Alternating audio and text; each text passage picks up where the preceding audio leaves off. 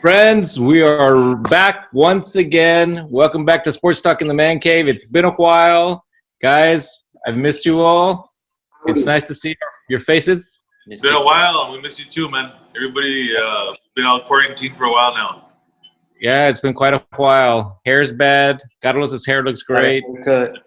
Yeah, I might have to do it Both that got way. fresh do it face. like that now. All right. Well, I think we're back at the right time because you know who just is coming back? I think announced yesterday. Mike Tyson coming back at 53 years old. Carlos, what do you think about that, man? He looked pretty good in those videos he uploaded. Of course, we didn't see him throwing combinations of more than 3 punches, but he looked powerful and he looked quick. And he's my all-time favorite boxer, to be honest. So I'm kind of excited for the comeback. That man could have been the greatest of all time if he would have really had the work ethic. I mean, he was the youngest heavyweight champion, but at this time, I really don't know if he can make a comeback. I know George Foreman did, but he doesn't have the same style as George Foreman. He's gonna have to move. The guys now are huge. They're a lot bigger than they were. I mean, they're like 275 pounds, 280 pounds. Mike Tyson would fight at 212, I believe. Yeah, but you're right. He was fantastic. He was scary every time he walked into the ring. The people were scared of him. Yeah, They're not going to have that scare factor anymore about him. Yeah, no, I agree with Charlie. It's a little bit different from George Foreman. Just the fact that he's older, so his stamina is not going to be there with these younger guys. I mean, he's probably a 1 or 2, 3 round max knockout puncher now. And if they start holding him and making it a long stamina type of fight, I mean, he's going to wear down. Yeah, if he doesn't have his movement, and cannot work his way in on these bigger opponents, I don't know if it's going to be very successful. But I would still like to watch him. I would love to see him. I think he needs to get in there with the right guy, with the right opponent. He can't go in there expecting to fight these champions yet. I mean, he needs to get in there with a guy that he knows is he can handle, he can knock out, and then I think he can fight maybe someone maybe like Anthony Joshua, who doesn't have a chin, and that gives him a puncher's chance. Yeah. But I think he won't be able to fight the top guys in heavyweight. Did I hear one of you say something about Holyfield, that he's also making videos, or is he trying to come back? Or He is. Holyfield put out a video after Mike Tyson where he's also doing his little training. He doesn't look as good as Mike Tyson, but I'd pay to watch him fight still. I don't care. Yeah, no, Holyfield, I think, is in it for the child support of the 30 kids, in my opinion. But anyway, I mean, nonetheless, I mean, Mike Tyson is box office, no matter what. He's box office, and and if he comes and he fights, no matter what, you know that he's going to be, setting up a way higher standard than these contemporary heavyweights that are fighting right now. Who are the Klitschko's? Are they still fighting? I mean, we wouldn't even know who the top heavyweight is. Well, if he fights, even if he fights Holyfield, like Duran and Leonard fought that fourth fight just to make money. Mm-hmm. They'll fight again just to bring in the money, and they'll bring in quite a box office. I think they would. They recently had a UFC fight between Tito Ortiz and Chuck Liddell, and that was terrible. Both guys looked terrible. I thought Chuck Liddell was about to die, but I think this boxing match would actually be better and be actually something that people would want to see, and it would be a good fight. I'd be interested. I'd be really interested in that. Hopefully we get some fans in. What motivated Mike? Yeah. What motivated them? Carlos? What motivated them? What motivated him to say that he's going back? The dude says the gods of war awakened his ego again. So I don't know. That sounds kind of scary to me. That's very scary. Hey, man, but switching topics, going to another old guy. We've been talking a lot about Jordan because of The Last Dance. And, it did show Jordan a little bit differently than usual. What did you think, Carlos, about that show so far? Well, it kind of brings Jordan back down to the human status. He's not a god that everybody thinks he is. especially those first 2 episodes that you watched, it kind of gave everybody a reminder, like, this dude wasn't undefeated in his career. He took some losses. He got beat up. He got bullied by these guys. And not until they got old did Jordan win. It was Jordan's time, and he was dominant in the league. And I think this kind of also shows that he wasn't such a good teammate. Dudes didn't really like him. I mean, I saw a little bit of that. I mean, I do agree with the teammate thing. There's a lot of different ways to lead. I mean, his way of leadership was just being a tyrant and putting fear in his teammates. And I guess, I mean, it worked for him because he won 6 championships. So, I mean, I guess it just depends on the style. But I don't think that that style of leadership would work with today's players. I don't think it would work with today's players, but I really do think it was needed at that time because, you know, his work ethic was so good that he expected perfection even from his teammates. He was going to make his teammates better, but he expected perfection from them. And if he didn't think he was getting it, he was going to try to get it out from them. And a lot of players do that. I mean, a lot of athletes do that. They lead in that way. That it would work today, I don't know. It may work with some. I guess I don't know how LeBron really goes about it. But it's a sensitive league. I don't think the players today would stand that. Another thing that I wanted to mention was that Carlos was saying that it kind of humanized them, but at the same time, all these players right now, they're kind of putting him higher in the pedestal from what I see. I saw that Shaq came out and he said that that Jordan's a 10, nobody's even a close 9 or 8. Everybody, they're all 7s, and nobody's not even close. Charles Barkley has LeBron at number 7. So, I mean, all these guys are coming out and they're just, they're putting him higher in the hierarchy than ever before. And I agree with you. I really think that he is still looked at as, wow, I think that has to do. Jordan. I think that has to do with the way they set him up to be the best player ever and the savior of basketball because he made money for so many people. So if he's the best player and the hype is all around him, he's going to make money for Nike. He's going to make money for McDonald's. He's going to make money for the NBA, for Chicago. So they had to hype him up, and it kind of went exaggerated because looking back at these highlights that they show in this thing, like he's going up against dudes that are like 200 pounds, 6 feet tall, lanky dudes that can't move their feet. Like these dudes are not playing defense at all. And I'm like, how does people not see that? I do agree with that. I don't know. I think there was a lot more defense played at the time. No, it was just rougher. It was just rougher, but they couldn't move their feet. I'm looking at these dudes. Larry Bird looks terrible playing defense. Look at the way he shuffles and moves his feet. It looks terrible. And Larry Bird was a good defender. Like, I agree with that. He was a smart player. He knew the court. He knew the court. He was a smart player.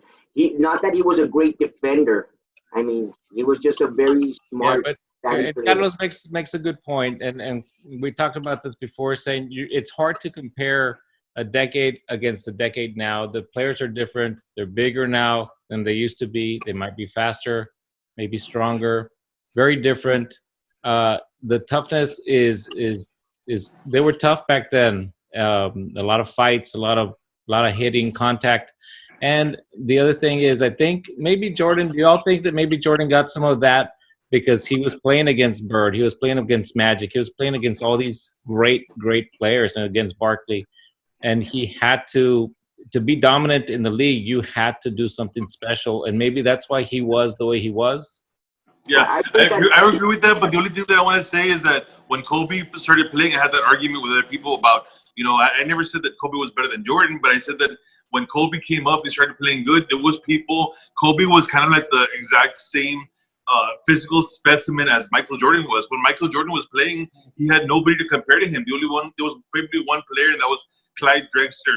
Look at these guys that were guarding him. He said the guy that guarded him the best was Joe Dumars, who was a 6'4" shrimp, compared to the guys that are now in the league. Now they're all 6'7", 6'8", 6'9", even playing 2 guards. Now, so look at the guys that he faced out in the finals. Craig Elo from I'm in the Eastern Conference Final. Craig Elo was guarding him from the Cavs. Percy Hawkins in the finals with the Seattle Supersonics, 6'4". Jeff Hornacek, 6'3". Those were the 2 guards that were guarding him. I mean, come on. I mean, these guys wouldn't even be 2 guards right now in the NBA. Not only were they bring up Kobe Bryant.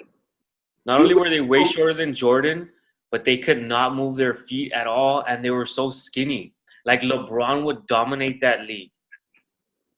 No, no. But I He do think that wouldn't. if you put He wouldn't. Michael Jordan, I think it's just like Rodman said. If he could guard him, I mean, he said Scottie Pippen would tear him apart. He wouldn't even get to my level. Yeah, Rodman's not known for being the smartest dude.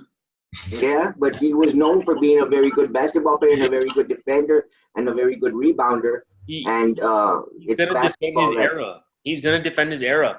But if you break it down, 6'9", 250 pounds, there was no dudes that size back then. Even the 7-footers were not 250 pounds. They were like 220, 230. They're not. well, you didn't have to be that big. I mean, look at the guys right now; they're even smaller. I mean, I don't see any like really big guys playing down low because now it's all a guard league.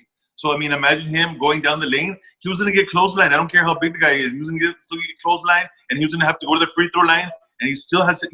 He's had 17 years to get that free throw shot down. He still can't do it. His free throws are not that bad. I think this year was terrible, right? But before they weren't too bad. Oh, he's And if you're been bad gonna at give him, free if you're throws all gonna along. clothesline him every time, I think he'll take the free throws and take the easy points because he's over 50% free throws. Well, I mean, yeah, but I mean, 50%, yeah. So that doesn't make sense. You're gonna keep the guy in the line. You're not in gonna the crunch time, you know, he's not gonna make them. And he's listen. You're such just giving him free like, points. he exaggerates so much. He would probably be injured after every foul. He doesn't fake injuries. He exaggerates fouls. He flops. He doesn't fake injuries. Well, and he se hace el papelero, es bien Like papelero. I said, it's gonna be so hard to not play. They could not play. That's why they had to foul so hard because they couldn't move their feet. No, they would do it for a purpose. Man to man. They would do it for a purpose. Yeah, they would do They it. didn't have to foul like that. I guess The Jordan rules that everybody makes a big deal is basic scouting report. It's a scouting report that everybody has nowadays. It's the Jordan rules. It was a scouting report. Make him go left. Make him do this. If he's standing here, do this. It's a scouting report. It's nothing, no big deal. yeah. Well, it's gonna get blown up because it's Michael Jordan. So whatever rule they put, It's blown get up. blown up. So what overall, Carlos, so far, what have you thought of the series? Have you think it's been a good series, educational for younger guys? That It's really interesting to see. It brings out a whole new side of Jordan that not a lot of people knew. And it's interesting to see because they were so successful. They had a great team with Scottie Pippen, with Dennis Rodman, with Phil Jackson. And then the drama that went on is kind of interesting. So I already knew what happened. And I was watching the second episode thinking, are they going to trade Scottie Pippen? Like, Hey, you have to show the people. You used to dress like Mike. I know they had the whole outfit. So Jordan's about in his 50s. Is he gonna make a comeback also, or what, dude? No. I can't see that. Well, let's kind of switch topics down to the NFL now because we're hopefully going to have a season. Cowboys picked a good receiver, and hopefully we're going to have a good offense if there's a season. Is there going to be a season, first of all? Not looking like it to me, in my opinion. I really don't know. I don't think so. I mean, it looks very difficult at this time to get people to go play and stuff, and I don't think they could play without fans. You know, I think there's too much money for them not to play. Just too much money. I mean, at least get the TV money, but maybe not the fans, but at least the TV money. But I mean, I just think that it's just too much money for them not to cancel the season. It's going to be hard. I think it's hard to do social distancing. So if social distancing is still a thing by September, October, they can't do it. There's no way. You know how we sit in those games, man. They're right next to each other. Everybody's going to have to be wearing a mask, and even then, is it going to be safe? No. I don't think it's going to happen because I think social distancing is going to be a thing for a good while now. Because this virus is not going away anytime soon until we find a vaccine, and that's not going to be anytime soon. So the only way to keep as safe as possible is to social distance because we can't stop our lives completely, but social distancing is going to be required, I think, going forward. Right. I hope we're all wrong, but, it looks very difficult for there to be a season. And I just don't see it right now.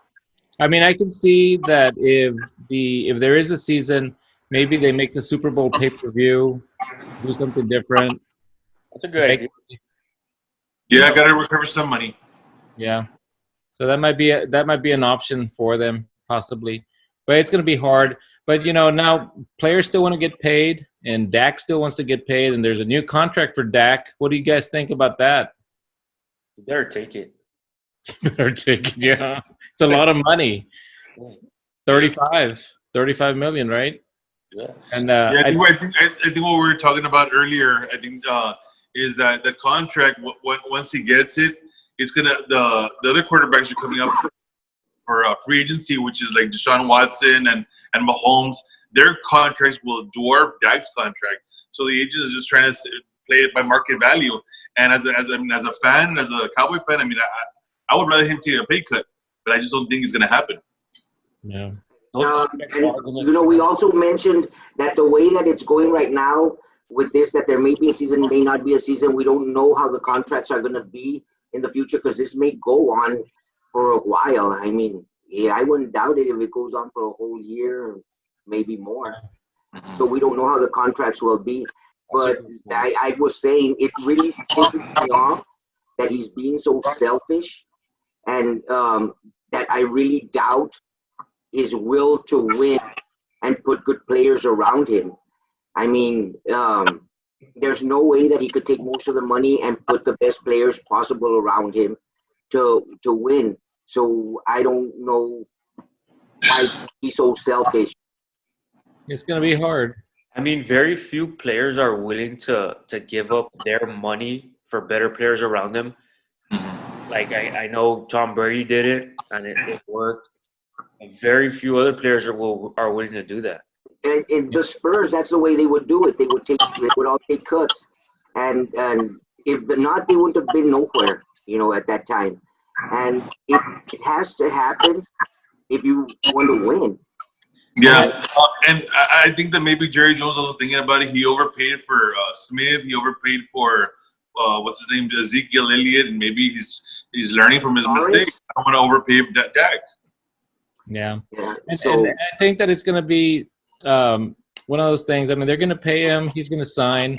But I just don't know. At some point, they might – if he doesn't turn the corner or he doesn't do anything good over the next year or two, maybe he's not going to be there, either. I mean, if you're going to get 31 million or 35 million, come on. I mean, that's a lot of money. That's a lot of money. A lot of money to me. I don't know.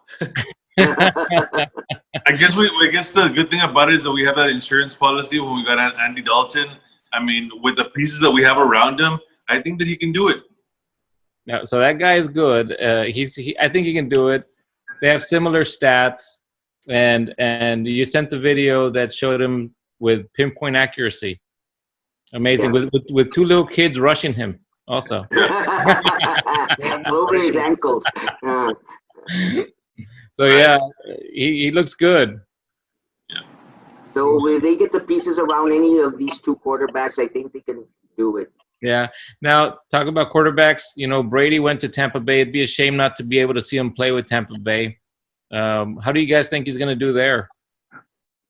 I think they loaded him up with weapons all over the place. They drafted off of one of the top offensive linemen in this year's draft. They have receivers. They have running backs. They're just trying to they're making it a Brady-friendly offense where they want him to be protected and have all the offense and all the tools. They got Gronkowski back, which I don't think it's going to work out. In my opinion, I think Gronkowski's done.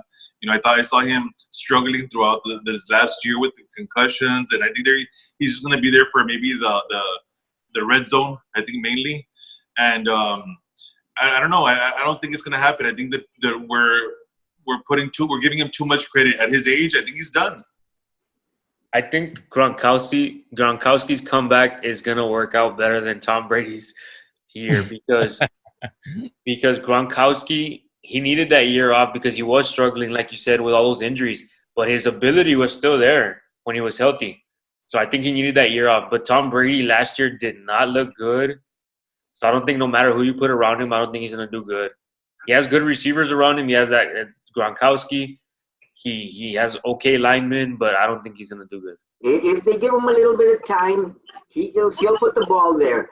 But his age doesn't help at all. You know how he ducks into when he sees the pressure, he just ducks into it. It's very rare that he tries to get away. You know, I think that if he has a good defense, then they're going to do very good. I think he's going to take them deep into the playoffs, maybe championship game. But they've never had defense. That's saying a lot. Yeah, it is. But I think Brady's that good. And I know he's lost a lot. At 43? At 43? Yeah. Okay. His arm doesn't work the same. Yeah. We'll see. I mean, stick to medicine, David. Stick to medicine. Hey, and also another book point it. out is that Book it. Have you seen the ego that Belichick has? He didn't even go. He had all these quarterbacks he could choose from, and he's going with some guy that I don't know. I can't even pronounce his name as a starting quarterback going into the year. I mean, that's it. That's an ego. You know, in my opinion, where, you know, like I said, he isn't even going for any name of quarterbacks. There's Cam Newton was out there, Andy Dalton. They could have had a pick of all these quarterbacks that were established that could have helped him. And he's saying, I'm going to win with this guy so that he can get the credit. Yeah. If he wins with that guy, that's going to, you know, really put a dent in Tom Brady's legacy. Yeah, big time. We'll see how it goes. Guys, is there any other major news item going on right now that we can think of? Some UFC fights going on right now. Oh, nice. Yeah. No fans, but hey. Fans, weird. Weird, but it's something. It's something to watch. Yeah. Yeah, Carlos, is there any truth to that where they were saying where they're talking to them in the corner and the opposite corner can hear them, and so it's kind of like, you know, since there's no fans, everything is just out there? Yes, that's true. They mentioned that in the pay-per-view in this weekend. Mm-hmm. Actually, two fighters credited Joe Rogan and Daniel Cormier for making in-fight adjustments and winning the fight. Those are the commentators. Like, that is from the commentators and adjusting their plan, and they won. Two fighters gave them credit for that. So can you imagine that in basketball also, in the huddles when the coaches are talking to the players? I mean, you know what? You can have a guy like, you know, basically a fan texting the coach behind the stand saying, hey, this is what they're saying. You're going to have to whisper. Wow. Yeah. That's crazy, man. It's going to make it interesting. Definitely interesting. All right, guys. Well, I am so glad we are back once again. It's going to be fun doing some bookets, and you know, let's see how we do this year. I don't think I did that great last year. Yeah. Maybe not. You don't have to agree, man. But Dead Man Walking, we got good. Yes, we got sir. good on that. All right, dude. Y'all take care. All right, guys. Yeah. Like, subscribe. We'll see you guys. Adios.